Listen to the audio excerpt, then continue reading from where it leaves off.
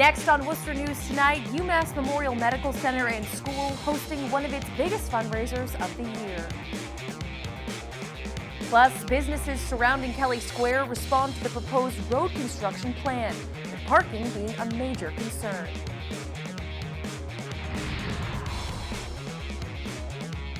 Good evening and thanks for joining us. I'm Anna Botari.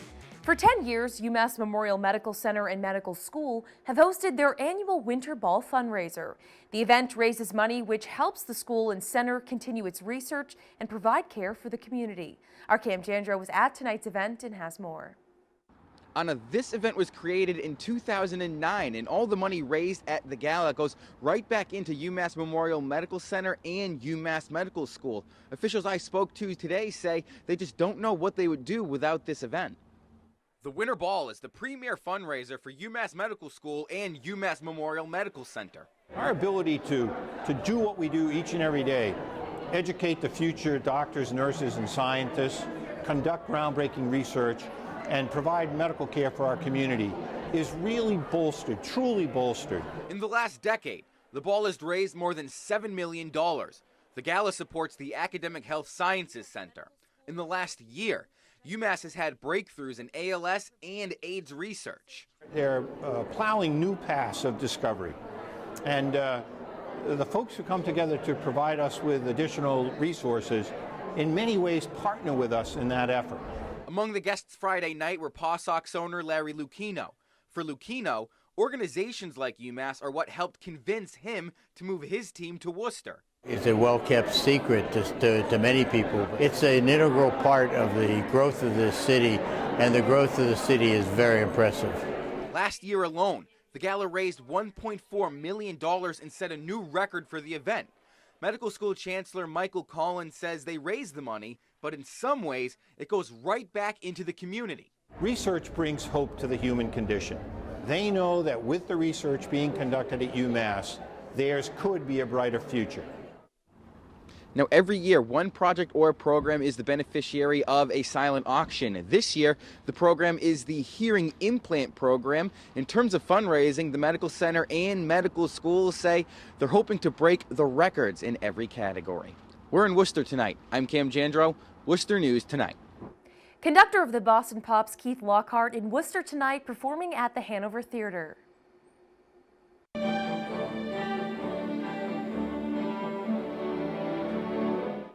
Lockhart bringing the holiday pops, one of New England's greatest Christmas time traditions, to the city.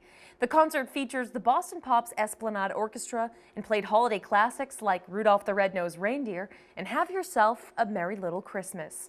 Lockhart says his favorite part about coming to small spaces like the Hanover Theater is the intimacy of it. Occasionally we play in big arenas too, but then it's harder to connect with people. When you're in a place where you can actually see people and where they really feel that the sense of your presence, then it's a great place to meet us. Lockhart will continue his Holiday Pops concert tour tomorrow night in Providence at the Providence Performing Arts Center. We now go to Millbury, where officials are still searching for answers following the death of a 15-year-old boy. Tonight, the Worcester County District Attorney's Office releasing his identity as James Belanger. Friday, our Chandler Walsh spoke to the fire chief, who says still has no questions. He still has questions. Police tape surrounds the Millbury home where 15-year-old James Belanger was found dead after a fire Saturday. Millbury Fire Chief Richard Hamilton says the cause of the fire is still being investigated and there are missing pieces to the puzzle. He was in the living room where the fire started, near several doors. So we don't know the details on why he couldn't have got to any of those doors, and we'd like to know that. When fire crews arrived, the teen's parents and brother were outside. Chief Hamilton says they woke up to smoke detectors. The father tried putting out the fire and says he didn't see the boy. We later found the body on the other side of the sofa. So there's a good possibility that there was enough smoke and fire that he just didn't see anybody back there. Homeowners told the department there was someone still inside. Firefighters searched but didn't find the body until they put out the fire. Our reports were that there was somebody in the house. We've later learned that there was reports to other people that the son had gone out for the night and they were trying to find him. So there was conflicts right off the bat. The community is coming together to mourn. Belanger was in the Goddard Cadet Squadron, and his commander says he was a role model to his peers. He was kind of a ray of light. Like I said, he interacted very, very well with his peers. and they all smiled when he was around. He says Belanger had a strong impact and will be missed. I believe he had aspirations of becoming an Air Force pilot. He was taking some orientation flights that Civil Air Patrol offers. Chandler Walsh, Worcester News Tonight. It's a day that lives in infamy. Today marks the 77th anniversary of the attack on Pearl Harbor. On December 7th, 1941, the Imperial Japanese Navy bombed the U.S. naval base in a preemptive action to keep the U.S. Pacific Fleet from interfering with Japan's planned military actions in Southeast Asia. 8 U.S. Navy battleships were damaged in the strike, with 4 ships sinking. 2,403 Americans were killed and another 1,178 were injured. The attack also led to the United States' entry into World War II. Switching gears now, National Grid and the Department of Conservation and Recreation are teaming together to save trees. They say recent insect infestations are killing trees across the state, and Friday they held a workshop to educate residents. Our Rosalind Flaherty has more.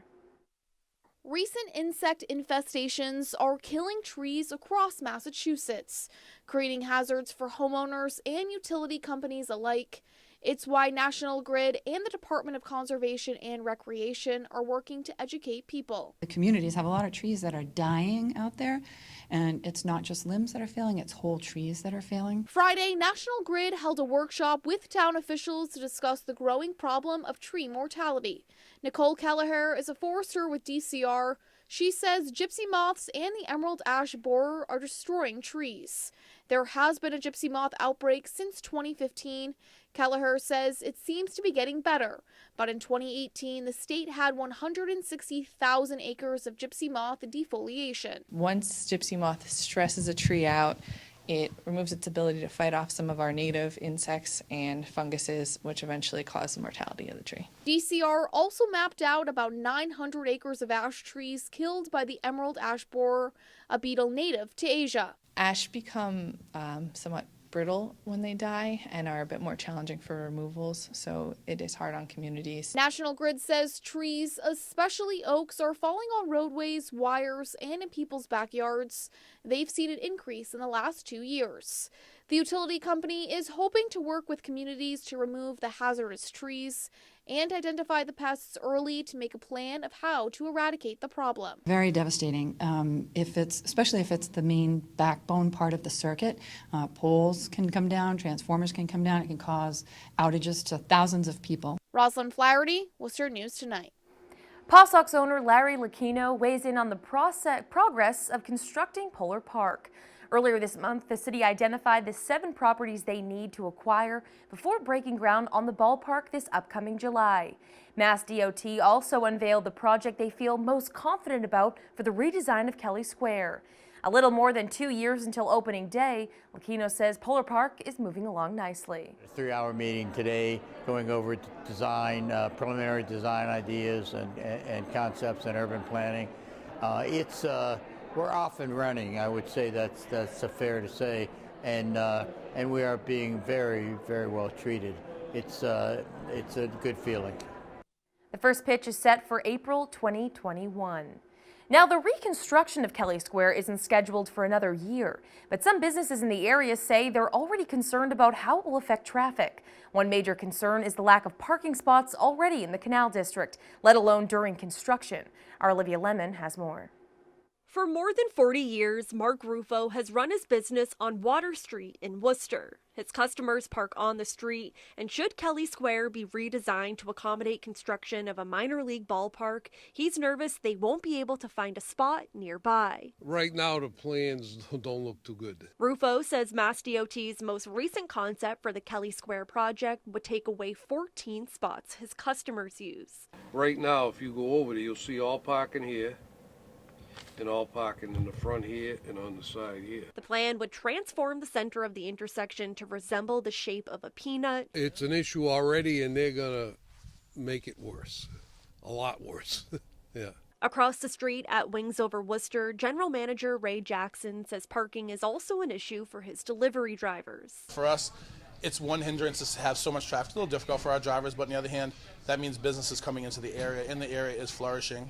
and that's impressive. He's hoping Mass DOT's new plan will help solve the traffic and safety concerns of Kelley Square. It's an enigma for people coming from outside the city. They're like, Kelley Square, I'm not sure if I want to go through Kelley Square. And, it's be nice if people say, you know what, I want to go through Kelley Square. I want to see what's down there and have them be invited to the area. For now, the two businesses say the most they can do is hope for the best for the city's most talked about intersection. I'm hoping it's beneficial to some extent. I'm all for the PawSox coming and the Red Sox coming, as long as it's done right. Olivia Lemon, Worcester News Tonight.